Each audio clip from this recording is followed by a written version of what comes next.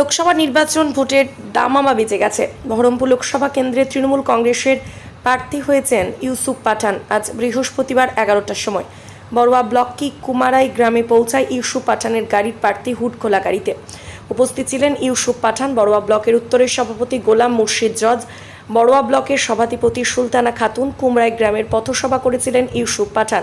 কুলি গ্রাম পঞ্চায়েতের প্রধান জেসমিনা আহমেদ অভিযোগ করেন, প্রার্থী আসছে শুনে আমরা দলীয় কর্মী সমর্থকদের নিয়ে আমরা দাঁড়িয়েছিলাম। এমন সংবর্ধনা দেওয়ার জন্য আমরা ফুলের মালা পরাতে যাই প্রার্থীকে। সেই সময় বড়ুয়া ব্লকের উত্তরের সভাপতি গোলাম মুর্শিদ জজ আমাদের মালা পরতে দিচ্ছে না বলে অভিযোগ করে কুলি গ্রাম পঞ্চায়েতের প্রধান জেসমিন আহমেদ। তিনি বলেন, প্রার্থী আসবে আমাদের গ্রামে, সে বিষয়টাই আমাকে জানানো হয়নি। এই বিষয়ে সংবাদ মাধ্যম গোলাম মুর্শিদ জর্জকে জানতে চাইলে তিনি বলেন, প্রার্থী তো নিজেই ছিলেন, কেউ যদি বলে মালা পরাতে দেয়নি বলে তার ব্যাপার।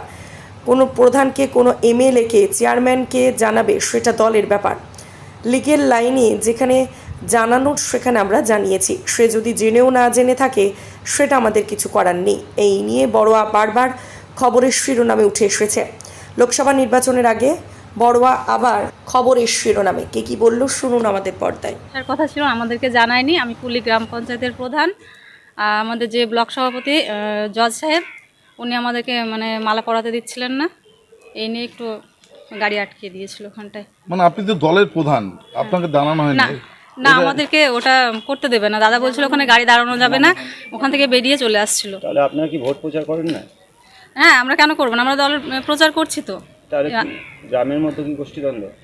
না, আমি গোষ্ঠীদ্বন্দ্ব সেটা আমি বলতে পারবো না, তার কারণ আমাদেরকে ওখানে ওইভাবে দাঁড়াতে দিচ্ছিল না আর কি। এটা কি দলকে জানাবেন বিষয়টা? অবশ্যই জানাবো। আপনি দলের প্রধান, দলের ব্লক সভাপতি, আপনাকে জানাচ্ছে না? হ্যাঁ, ওটাই। কোনো প্রোগ্রামে আমাদেরকে জানায় না। কি নাম আপনার? আমার নাম জেসমিনা আহমেদ। কি চাইছেন?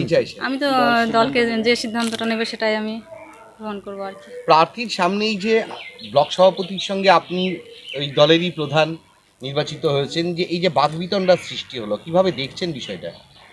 আমি কি দেখবো, এটা তো খারাপ নজরে, তো পাবলিকের চোখে তো সবাই খারাপ দেখাচ্ছে। এটা কি ভোট বাক্সের কোনো ক্ষতি হবে বলে মনে হচ্ছে? না, এটা আমি বলতে পারবো না। আর বলছি যে এইটা নিয়ে কি ঊর্ধ্বতন যে নেতৃত্ব আছে তাদের আর এটা নিয়ে আমি আর কিছু বলতে পারবো না। আমার নাম জেসমিনা আহমেদ।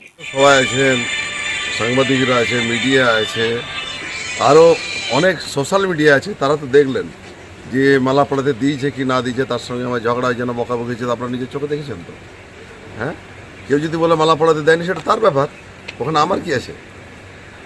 ক্যান্ডিডেট তো নিজেই ছিলেন। তা কে কোথায় কি বলছে ও তো নিয়ে ছোটাছুটি মারামারি করলে তো হবে না।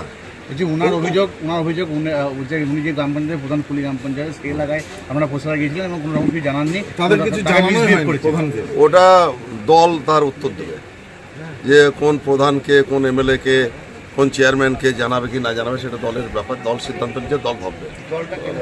হ্যাঁ, দলটা আমাদের দলের রাজ্যে আছে, সুপ্রিম আছে, জেলার ডিস্ট্রিক্ট প্রেসিডেন্ট আছে, ওনারা দেবেন। আমি দেওয়ার কেউ নাই। ওগুলো কে জানছে কি না জানছে, আমাদেরকে লিগাল লাইনে যেগুলো জানাইতে বলেছে আমরা জানাইছি। সে যদি জেনেও না জেনে থাকে সেটা আমাদের কিছু করার নাই। আমরা মানসিক বিকৃতি ঘটেছে এমনটা কিন্তু বলেছে। আপনাদের কি লাগছে যে আমি মানসিক বিকৃতি আমার ঘটেছে? মনে হচ্ছে কি উনি বলেছেন না, উনি কি বলেন সেটা আলাদা বিষয়। আপনাদের কি মনে হচ্ছে সেটা আপনারা বলুন। যে আমাকে মানসিক বিকৃতি, ভারসাম্যহীন আমি হারিয়ে ফেলেছি কি, এটা মনে হচ্ছে কি আপনাদের? আরে কে কি বললেন সেটা আপনি কেন প্রশ্ন করবেন? আপনাকে কি লাগছে সেটা আপনাকে বলুন। আমাকে কি পাগল লাগছে না আমি সুস্থ তাজা তরতাজা, আমি একটা মানুষ আমাকে মনে হচ্ছে? পাগল লাগছে কি কথাবার্তাতে? আপনাদের কাউকে খামচাইছি কি, কাউকে মেরেছি কি, কাউকে কিলিয়েছি কি? পাগলের যে প্রলাপ সেটাকে আপনাদেরকে দেখেছি আমি না, সেখানে দেখেছি। তারা দিচ্ছিল লং টাইম ধরে দিয়েছে, তাতে আবার কি আছে? তাতে ঘটনাটা কি ঘটেছিল? কিছু ঘটেনি সেখানে। কিছু নয়, আজকে 11টার দিকে আমাদের 10 নম্বর বহরমপুর লোকসভা কেন্দ্রের তৃণমূল কংগ্রেসের প্রার্থী জনাব ইউসুফ পাঠান সাহেব প্রচারে এসেছিলেন। আমাদের বাড়ির পাশ দিয়ে উনি যাচ্ছিলেন এবং কুলি গ্রাম পঞ্চায়েতের প্রধান এবং 5-7 জন কুলি গ্রাম পঞ্চায়েতের তৃণমূল কংগ্রেসেরই সদস্য এবং দলীয় কর্মীরা আমরা ওখানে দাঁড়িয়েছিলাম ইউসুফ পাঠান সাহেবকে একটু অভ্যর্থনা জানানোর জন্য। তখন দেখলাম আমাদের উত্তরের ব্লক সভাপতি গোলাম মুর্শিদ সাহেবও গাড়ির মধ্যে ছিলেন। আমরা অভ্যর্থনার জন্য দাঁড়িয়ে আছি দেওয়ার জন্য। জজ সাহেব বললেন যে এখানে দাঁড়ানো যাবে না। তখন আমি বললাম কেন দাঁড়ানো যাবে না, সব তো দলীয় কর্মী আছে এখানে, তারা একটু অভ্যর্থনা দেবে, একটু কথাবার্তা বলবে, কেন দাঁড়ানো যাবে না। এই নিয়ে হয়তো আমার সঙ্গে একটু বকাবকি হয়েছে ওই পর্যন্ত। মানে এটা কি গোষ্ঠীদ্বন্দ্বের কারণেই কি উনি গাড়ি দাঁড় করাতে চাইছিলেন না আপনাকে সংবর্ধনা দিতে? এটা গোষ্ঠীদ্বন্দ্বের কারণে না, কী উদ্দেশ্যে উনি গাড়িটা দাঁড় করাতে চাইছিলেন না সেটা ওনার ব্যাপার, আমি সেটা বলতে পারছি না।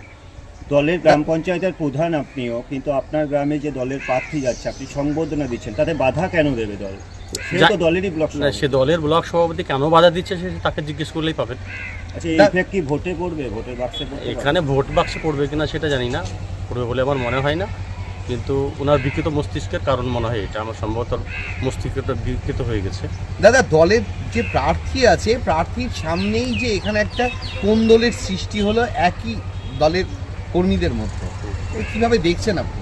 কিভাবে দেখবো, দল বুঝবে সেটা। এটা একজন প্রার্থী প্রচারে আছে, সেখানে দলের প্রধান আছে, দলের দলীয় কর্মীরা আছে, সেখানে দলের 5-7 জন গ্রাম পঞ্চায়েতের নির্বাচিত সদস্য আছে, তার সত্ত্বেও তিনি গাড়িটা দাঁড় করাচ্ছেন না কোন উদ্দেশ্যে সেটা তাকে জিজ্ঞেস করলেই পাওয়া যাবে। এটাকে নিয়ে কি কোনো অভিযোগ করলেন কোথাও? অভিযোগ আমি করবো নির্দিষ্ট জায়গাতে অভিযোগ করবো। কি নাম আপনার? আমার নাম আবু বক্কর শেখ।